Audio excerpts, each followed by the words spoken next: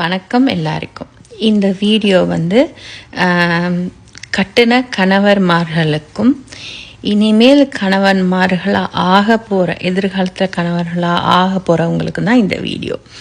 So நான் attach பண்ணுற இந்த வீடியோவை கவனமாக கேளுங்க. நிறைய பேர் சொல்கிறது வைஃப், அதாவது மனைவி, வீட்டில் இருக்கிற மனைவி சும்மா தானே இருக்கிறா அப்படின்னு. ஸோ இந்த வீடியோவை கவனமாக கேளுங்க. என் மனைவி ஒரு வாரம் ஊருக்கு போனாங்க. அவங்க ஊருக்கு போன அன்னைக்கு பொண்டாட்டி ஊருக்கு போயிட்டா ஜாலியாக தான் இருந்துச்சு. ஆனால் மறுநாள் ஆஃபீஸ் கிளம்பும்போது இன்னர்ஸ் எங்கே இருக்குன்னு தெரியல. பேண்ட் ஷர்ட் அயன் பண்ணலாம்னா அயன் பாக்ஸ் எங்கே இருக்குன்னு தெரியல. சமைக்கலாம்னா கிச்சனுக்குள்ளே எந்த டப்பாக்குள்ளே எந்த பொருள் இருக்குன்னு தெரியல. ஒரு வழியாக ஒரு 10 ஃபோனை போட்டு எது எங்கே இருக்குன்னு தேடி கண்டுபிடிச்சு ஆஃபீஸ் போகிற வழியில தான் ஒன்று தோணுச்சு, என் வீட்டில் எந்த பொருள் எங்கே இருக்குன்னு தெரியாத அளவுக்கு தான் வீட்டு பொறுப்பில் என்னோட பங்களிப்பு இருந்திருக்கு அப்படின்றது. சரின்னு அன்னைக்கு ஹோட்டலில் சாப்பிட்டேன்னா வயிறு சரியில்லாமல் போச்சு. அப்போதான் என் மனைவியோட சமையல் அருமை புரிஞ்சிச்சு. சரி, வயிறு சரியில்லையே, அன்னைக்கு ஒரு நாள் லீவை போட்டு நமக்கு பிடிச்ச மாதிரி சமைச்சு சாப்பிடலாம்னு காலையில் சமைக்க ஆரம்பித்தேன். சாப்பிட்டேன், பாத்திரங்கள் உடனே மத்தியானம் ஆயிடுச்சு. சமைச்சேன், சாப்பிட்டேன், பாத்திரங்கள் உடனே நைட் ஆயிடுச்சு. சமைச்சேன், சாப்பிட்டேன், பாத்திரங்கள் உடனே விடுஞ்சிருச்சு. 3 வேளை சமைக்கிறதுக்கே ஒரு நாள் சரியாக போச்சு.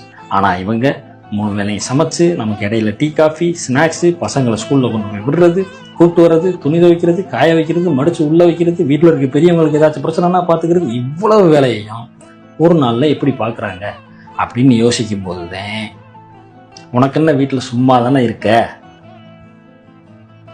அப்படின்னு சொன்னது ஞாபகம் வந்துச்சு. ஆனால் அவங்க வீட்டில் சும்மா இல்லை, அவங்க இல்லைன்னா வீடே சும்மாதே இருக்குன்றத அன்னைக்கு தான் புரிஞ்சிச்சு. நம்ம எவ்வளோ வேணாலும் கஷ்டப்பட்டு ஒரு கட்டடத்தை கட்டலாம், அதுக்குள்ளே பல பொருட்களை வாங்கி போடலாம். அதான் வீடியோ பார்த்தீங்களா கணவர்மார்களே? ஸோ இந்த வீடியோவை பற்றி என்ன நினைக்கிறீங்கன்றதை காமெண்ட் செக்ஷனில் உங்களோட காமெண்ட்டை நான் எதிர்பார்க்குறேன்.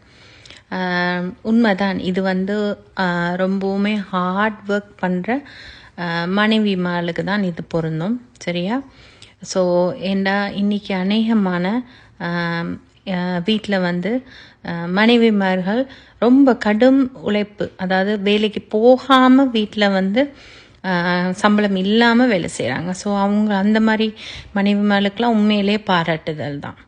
ஸோ லேஸ் இல்லை, ரைட்? ஸோ ஒவ்வொரு கணவர்மார்களும் அதை உணர்ந்துன்னு சொன்னாலே அந்த குடும்பம் இன்னும் ரொம்ப சந்தோஷமாக இருக்கும். ஸோ சில விஷயங்களை நாங்கள் மனைவி செய்கிற இதுகளை பாராட்டவும் கற்றுக்கொள்ளணும்.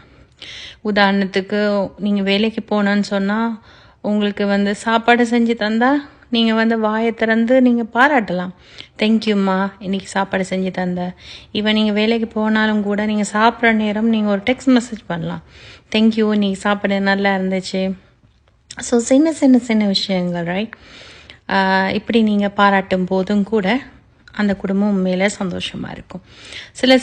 சில விஷயங்கள் எங்களுக்கு தெரியும், பட் ஆனால் அதை நாங்கள் நடைமுறைக்கு அதை யோசிக்கிறது இல்லை. அதுதான் பெரிய விஷயம், பெரிய பிரச்சனையாகிறது. ஸோ அதனால் கணவன்மார்களும், இது மனைவிமார்களுக்கும் பொருந்தும். ஸோ மனைவிமார்களும் கணவன்மார்கள் செய்கிற ஒவ்வொரு விஷயங்களையும் பாராட்டுங்க. ஸோ இப்படி செய்யும் போது குடும்பம் சந்தோஷமாக இருக்கும். நன்றி.